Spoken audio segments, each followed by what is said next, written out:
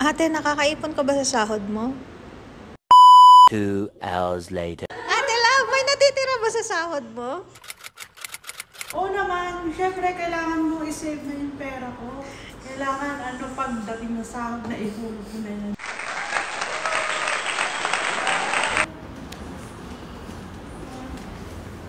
Tin! May natitira ba sa sahod mo?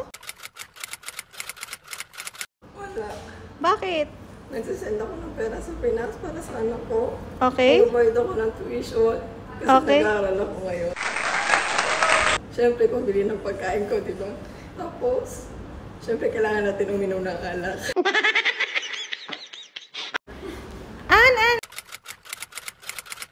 Ann, may tanong ako sa'yo. Ano yun? May natitira ba sa sahod mo? Wala. Bakit?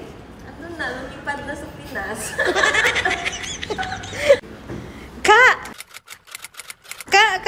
May itatanong ako sa'yo. May natitira ba sa sahod mo?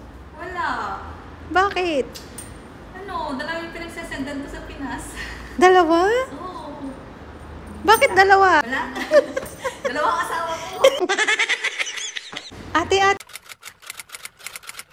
Ate, may natitira ba sa sahod mo? Wala, kasi nga, pinapadala ko sa Pilipinas kasi 3 yung anak ko. Yung isa, nag-aaral na, grade 10. Yung isa naman, grade 5. Yung isa, kinder. Tapos, may gatas pa, may diaper pa. So, walang naiiwan na sa akin. Lahat pinapadala na sa Pinas. OFW ka rin ba? Ibig sabihin pala, isa ka rin magaling na artista.